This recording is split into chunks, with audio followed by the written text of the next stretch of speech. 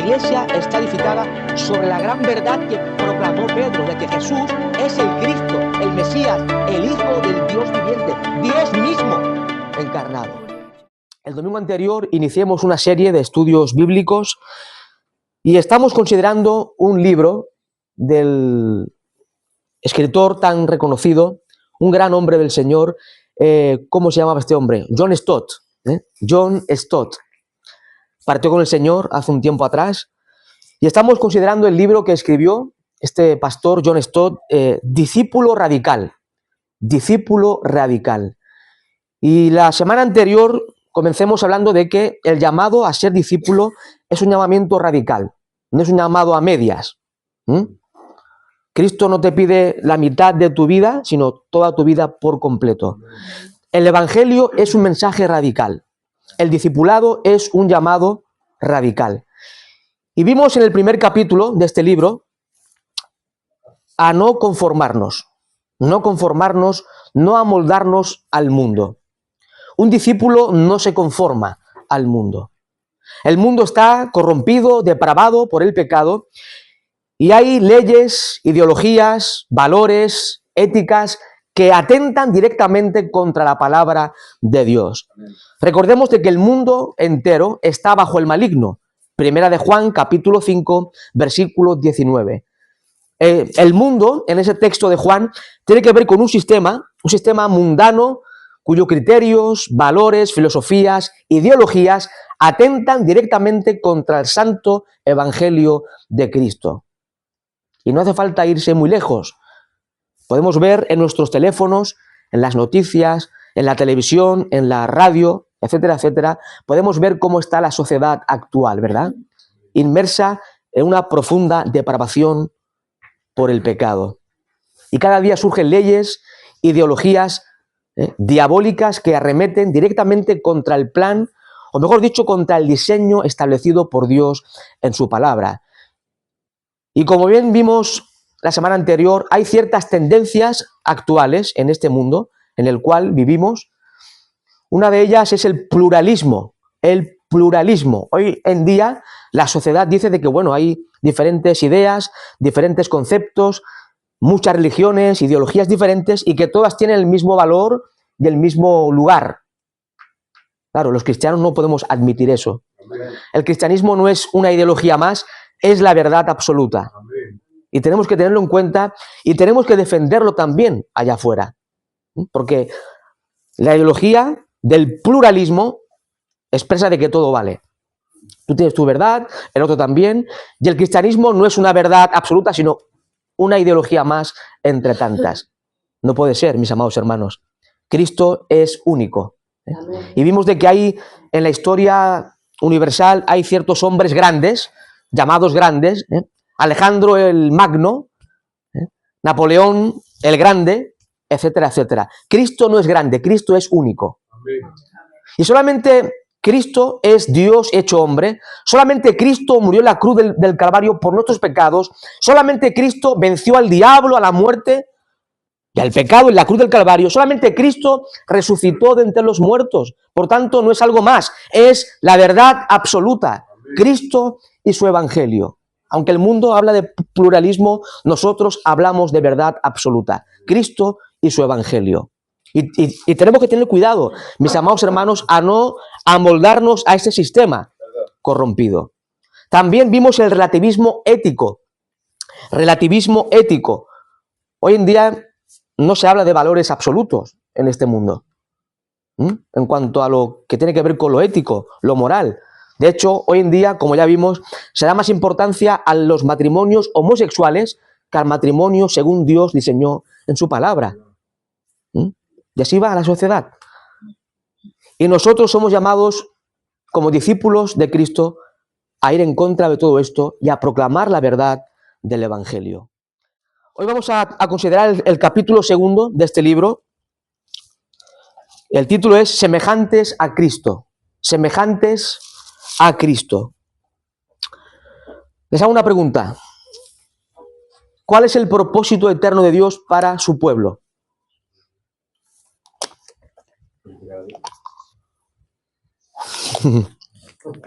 Sí, evidentemente el fin último de todo es la gloria de Dios. Soli Deo Gloria, por supuesto. Pero hay un plan, un propósito eterno de Dios para cada uno de nosotros.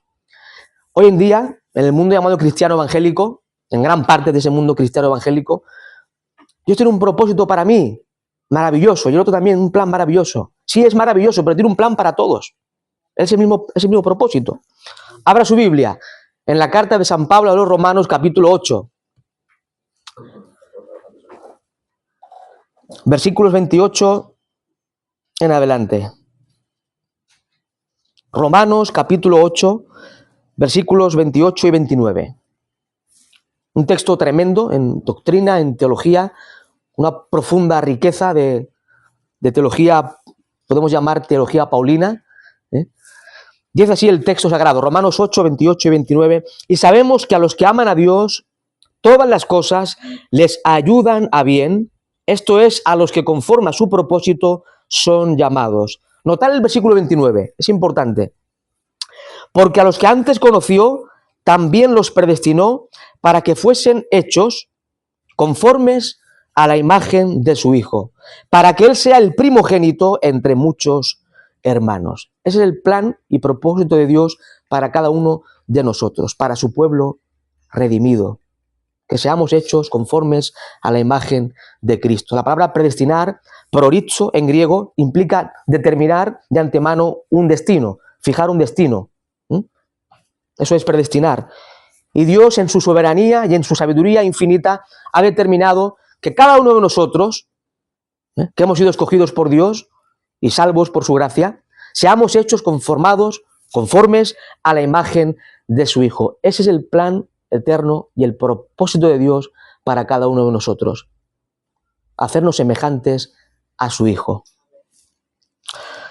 Ahora, esta verdad de semejanza con Cristo no lo encontramos solamente en este texto, sino en varios textos del Nuevo Testamento. Os invito a 2 Corintios,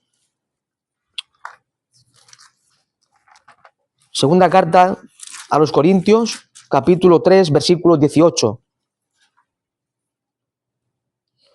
Segunda a los Corintios, capítulo 3, versículo 18, dice así el texto sagrado. Por tanto, nosotros todos, mirando a cara descubierta como en un espejo, la gloria del Señor, somos transformados de gloria en gloria en la misma imagen como por el Espíritu del Señor. O sea, de alguna forma el Espíritu Santo está trabajando en nosotros para hacernos conformes a la imagen de su Hijo. Recordemos, mis amados hermanos, de que en Génesis capítulo 1, versículo 26, el escritor sagrado nos narra cómo Dios creó al hombre a su imagen y semejanza. Esta imagen divina en el hombre quedó distorsionada, quedó profundamente afectada y dañada por el pecado a raíz de la caída original. Génesis capítulo 3.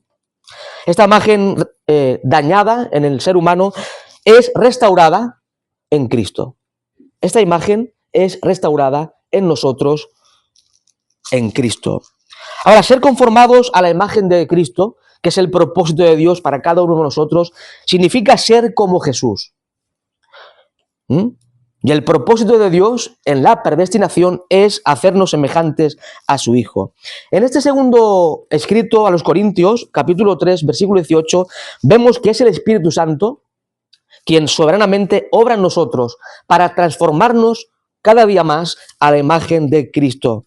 Mis amados hermanos, el propósito de Dios es hacernos conforme a la imagen de su Hijo. Y esto lo está llevando a cabo en la historia, en el presente. Pero tendrá su cumplimiento completo en un momento escatológico, en un momento futuro, cuando veamos cara a cara al Señor Jesucristo. Notad lo que dice el apóstol Juan en su primera epístola de Juan, capítulo 3, versículo 2. Dice, amados, ahora somos hijos de Dios y aún no se ha manifestado lo que hemos de ser, pero sabemos que cuando Él se manifieste, seremos semejantes a Él, porque le veremos tal como Él es. Este propósito eterno de Dios, diseñado y planeado en la eternidad pasada, se llevará a cabo cuando entremos por las puertas de la eternidad y veamos cara a cara a nuestro Señor y Salvador Jesucristo. Por tanto, a la luz de estos tres textos del Nuevo Testamento, observamos tres perspectivas en este plan de Dios: pasado, presente y futuro. El propósito eterno de Dios es hacernos conforme a la imagen de su Hijo, eterno, un propósito eterno. Pero hay un propósito histórico. El Espíritu Santo está obrando en nosotros para conformarnos a la imagen de Cristo. Y no es tu esfuerzo, es la obra del Espíritu Santo en nosotros. Pero hay un propósito escatológico. Cuando veamos cara a cara a Cristo, seremos como Él. ¿Por qué? Porque le veremos tal como Él es. La palabra de Dios nos dice que el que dice que permanece en Él debe andar como Él anduvo. Estas son palabras tremendas, ¿eh? Primera de Juan, capítulo 2, versículo 6. El que dice que permanece en Cristo debe andar como Cristo anduvo. En otras palabras, mis amados hermanos, si declaramos y confesamos ser cristianos, debemos ser como Cristo. Debemos reflejar el carácter de Cristo. Ahora, veamos algunos ejemplos del Nuevo Testamento con respecto a este tema. El título del estudio es Semejantes a Cristo. Vamos a ver algunos aspectos prácticos de cómo debemos ser semejantes a Cristo. En primer lugar, mis amados hermanos, debemos ser semejantes, o mejor dicho, debemos ser como Cristo en su actitud de servicio. Debemos ser como Cristo en su actitud de servicio. ¿Alguien puede leer Evangelio de Juan, capítulo 13, versículo 14 y 15? Así hacemos el estudio más dinámico. Evangelio según Juan, capítulo 13, versículos 14 y 15. Pues si yo, el Señor y el Maestro, he lavado vuestros pies, vosotros también debéis lavaros los pies los unos a los otros. ¿Y el 15 también lo pueden leer, el 15? Porque ejemplo os he dado para que, como yo os he hecho, vosotros también hagáis. Tremendas palabras, mis amados hermanos. No sé si recordáis ese episodio narrado en Juan capítulo 13.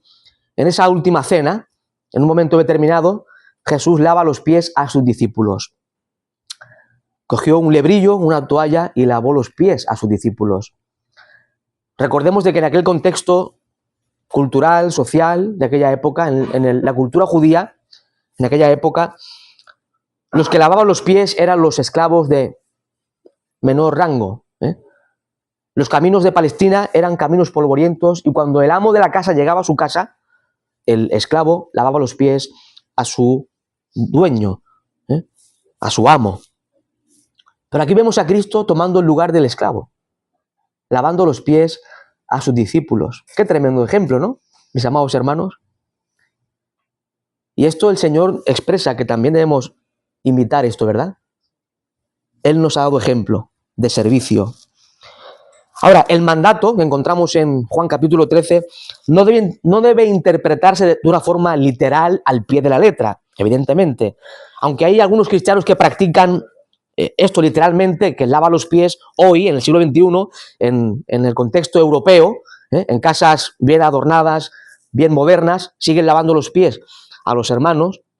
Bueno, esto, a ver, es sacar las cosas de contexto. Es cierto que debemos seguir las pisadas de Cristo e imitar a Cristo y ser siervos como Cristo fue siervo, pero no hasta el punto de literalmente, al pie de la letra, lavar hoy los pies a los hermanos. No es la idea, mis amados hermanos. En aquella época sí, hoy no. Hoy no. La mayoría de cristianos, dice John Stott, hacen una transposición cultural del mandato. Es decir, así como Jesús realizó lo que en su cultura era el trabajo de esclavo-siervo, nosotros hoy también debemos estar dispuestos a realizar en nuestro entorno y cultura cualquier tarea, ya no considerarla servil ni degradante. Cristo es el mayor y supremo ejemplo de servicio. Él tomó forma de esclavo, Filipenses 2:7, y vino a servir a la criatura. El Dios eterno vino a servir a la criatura pecadora y miserable. Y Cristo expresa también unas palabras que están recogidas en Mateo 20:28 y en Marcos 10:45. El Hijo del Hombre no vino para ser servido, sino para servir y para dar su vida en rescate por muchos. Los cristianos, los discípulos de Jesús, somos llamados a una vida de servicio. No hace falta, mis amados hermanos, hacer grandes hazañas para servir.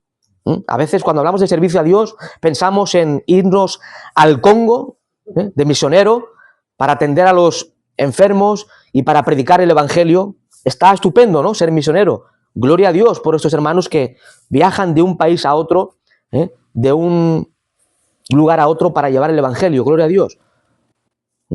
Incluso es necesario y Dios los envía para extender su reino. Pero mis amados hermanos, para servir como discípulos de Jesús no necesitamos hacer grandes hazañas o irnos de misiones. No hace falta. Cada creyente puede servir con sus dones, talentos y capacidades que Dios le ha dado por gracia en el contexto de la iglesia local. Mis amados hermanos, todos los hijos de Dios, todos los salvos tenemos al menos un don. Un don. Hay hermanos que tienen más de un don. Gloria a Dios por ello. Pero como mínimo, todo hijo de Dios tiene un don. Y este don debe ser puesto a servicio de Dios y de su iglesia. Y mis amados hermanos, podemos servir en cosas sencillas. No hace falta hacer grandes cosas. Por ejemplo, como he dicho, servir con nuestros dones en la iglesia local. También podemos observar alrededor nuestro y buscar suplir las necesidades de nuestros hermanos, si es posible. Hay hermanos necesitados. Y si nosotros tenemos algo para ayudar, pues ayudándoles estamos sirviendo a Dios y al hermano. Compartiendo alimento con los que están necesitados. Es una forma de servir. Llevando al hospital, por ejemplo, estoy poniendo casos prácticos, llevando al hospital a un hermano que no tiene coche, o simplemente acompañarle, porque lo van a intervenir, y estar ahí con ellos. Acompañar a tu hermano en momentos difíciles. A veces pasamos momentos difíciles, ¿verdad? De angustia, de dolor, de aflicción. Simplemente estar a su lado o hacer una llamada, mis amados hermanos. Una llamada. Eso de alguna forma es servir a los demás. De hecho, cuando la esposa es ayuda idónea a su esposo, está sirviendo a Dios y a su esposo.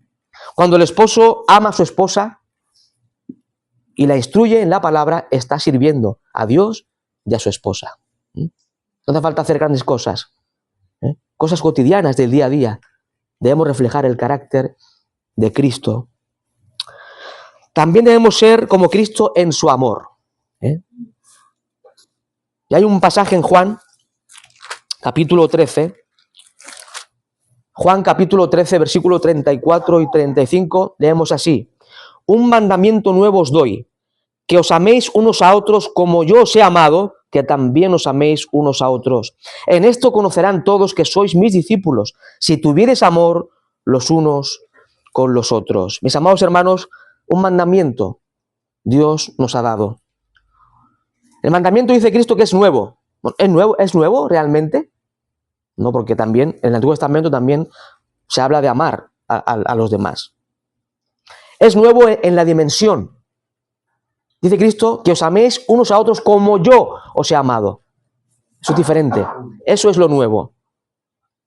¿Y cómo nos amó Cristo? Con un amor sacrificado hasta el punto de entregar su vida en la cruz del Calvario por nosotros. Entonces hay que amar a los demás, a los hermanos, con un amor sacrificial. Pablo nos insta en Efesios 5, 1 y 2 a imitar a Dios. Sed pues imitadores de Dios como hijos amados. Efesios 5, 1.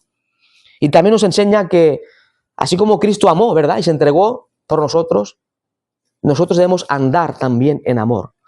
Andad en amor como Cristo también nos amó y se entregó en ofrenda por nosotros.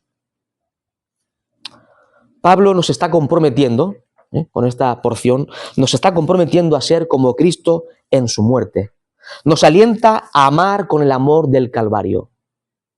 Nos alienta a amar con el amor que fluye del Calvario. Ya vemos al Cristo crucificado, amar a su pueblo hasta el punto de entregarse por su pueblo. Y somos llamados también a imitar ese amor, a amar a los hermanos hasta el punto del sacrificio, si es necesario. Y esto, mira, vamos a leer un pasaje. 1 Primera de Juan, por favor. Esto no lo digo yo, esto está en la Escritura. Primera de Juan, capítulo 3.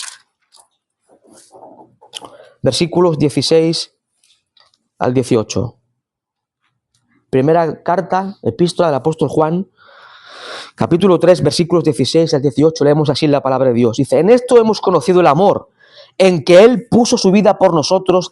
Notar, también nosotros debemos poner nuestras vidas por los hermanos. ¡Wow! Sacrificio esto, ¿eh? Y no son consejitos, ¿eh? Son mandamientos. Versículo 17. Pero el que tiene bienes de este mundo y ve a su hermano tener necesidad y cierra contra él su corazón, ¿cómo mora el amor de Dios en él? Es mentira, no puede morar el amor de Dios en estas personas que no ayudan, teniendo posibilidades de ayudar al hermano, cierra su corazón contra él. Versículo 18. Hijitos míos, no amemos de palabra ni de lengua, sino de hecho y en verdad. Es fácil decir te amo, ¿verdad? Pero queremos ver el amor en hechos. Tremendo. También en Efesios capítulo 5, versículo 25, el apóstol Pablo ordena, da mandamiento de que el esposo debe amar a su esposa como Cristo amó a su iglesia y se entregó a sí mismo por ella. Tremendo también, mis amados hermanos. Ahora, ¿alguien puede amar como Cristo amó? No, ¿verdad? Es absurdo querer comparar nuestro amor con el amor de Cristo. Su amor es puro, su amor es infinito. No podemos amar como Cristo amó, pero sí podemos, como dice Enrique, apuntar a ese amor en nuestra vida, en nuestra conducta. Al igual que Cristo se entregó en sacrificio por su iglesia, porque Él amó, nosotros también, los esposos, en este caso, Efesios 5:25, debemos amar a la esposa con un amor sacrificado, buscando el bien de ella antes que el nuestro propio. Eso es lo que el texto nos viene a enseñar. Debemos ser como Cristo en su servicio, en su amor y también en su paciente resistencia. En su paciente resistencia. Le pediría a un hermano, el que pueda, que abra la Biblia en la primera epístola del apóstol Pedro, primera de Pedro, capítulo 2, versículo 21 en adelante.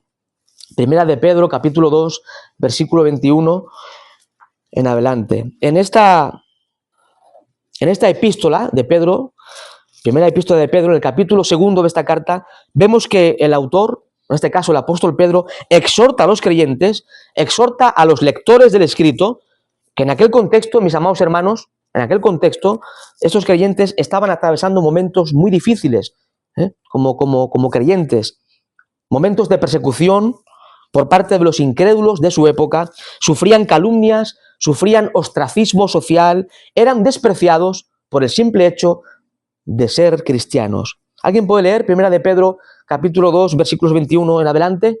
Pues para esto fuisteis llamados, porque también Cristo padeció por nosotros, dejándonos ejemplo para que sigáis sus pisadas, el cual no hizo pecado ni salió engaño en su boca. Quien cuando le maldecían no respondía con maldición, cuando padecía no amenazaba, sino encomendaba la causa al que juzga justamente. Quien llevó él mismo nuestros pecados en su cuerpo sobre el madero, para que nosotros, estando muertos a los pecados, vivamos a la justicia, y por cuya herida fuisteis sanados, porque vosotros erais como ovejas descarriadas, pero ahora habéis vuelto al pastor y obispo de vuestras almas. Especialmente los versículos 21 al 23, mis amados hermanos, de esta primera epístola, vemos de que somos llamados a seguir las pisadas de Cristo, a seguir su ejemplo.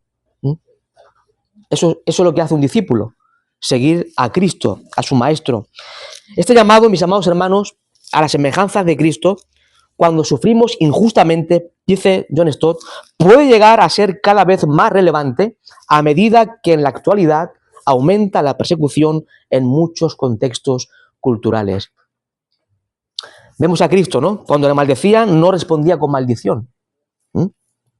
Cuando padecía, no amenazaba, sino encomendaba la causa al que juzga justamente. Este es el ejemplo que Cristo nos ha dejado. Y mis amados hermanos, seguir a Cristo implica sufrimiento también. Implica pasar por pruebas que Dios envía a nuestras vidas, implica ser despreciados por el mundo, implica persecución en cierto grado, pero debemos imitar especialmente la paciencia de Cristo, su paciente resistencia. Cuando nos ataquen, arremetan contra nosotros, no defendernos por nuestra propia cuenta, sino encomendarnos a nuestro Dios. Esto no es fácil, ¿verdad? Pero como siempre decimos, es en dependencia del poder y la gracia de Dios.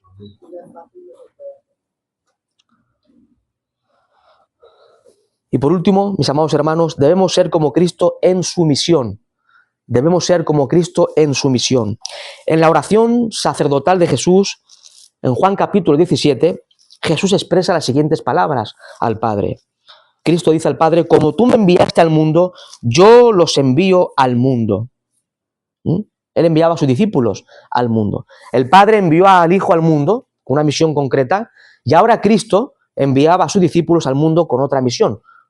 Una misión que está vinculada también con la misión de Jesucristo, mis amados hermanos. Estas palabras de Cristo al Padre no solamente son una versión de la Gran Comisión. O sea, no solamente son enviados al mundo para predicar el Evangelio.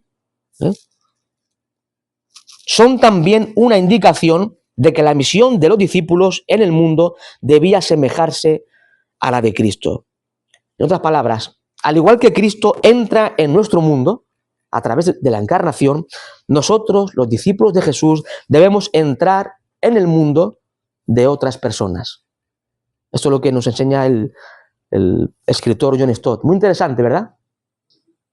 Cristo vino a salvar al hombre, también proclamó la buena nueva de salvación, el Evangelio, pero Cristo entró en nuestro mundo, ¿verdad? No lo hizo desde el cielo. Él se introdujo en nuestro mundo, y habitó entre nosotros y vimos su gloria. Aquel verbo habitó, montó su tienda de campaña. Es el texto griego, lo dice así. Y anduvo entre nosotros, ¿verdad? Un autor expresa así esto: declaramos y recomendamos la fe solo a medida en que nos ponemos a nosotros mismos en las dudas de los que dudan, en las preguntas de los que preguntan y en la soledad de los que han perdido el rumbo. No basta con predicar el Evangelio y ya está. De alguna forma tenemos que solidarizarnos con aquellos a los cuales les hablamos de Cristo. Intentar responder a sus preguntas, intentar resolver sus dudas, estar con ellos en los momentos de soledad. Esta era parte de la misión de Cristo. Y esta debe ser también nuestra misión como iglesia y como discípulos de Jesús. Mis amados hermanos, concluyo. El plan de Dios para su pueblo es que seamos semejantes a su Hijo. Romanos 8, 29. No hay más. Como discípulos debemos ser como Cristo en su encarnación, en el sentido de entrar en el mundo de las personas. Debemos ser semejantes en su servicio, en su amor, en su resistencia y en su misión. Que Dios nos ayude a cumplir con estas verdades que la palabra de Dios nos manda. Ya no vivir como discípulos a medias. Somos llamados a ser discípulos radicales de Cristo. A dejarlo todo y a poner a Cristo como lo más importante y como el centro de nuestra vida y a seguir las pisadas del Maestro. A Él la gloria, eternamente y para siempre. Padre.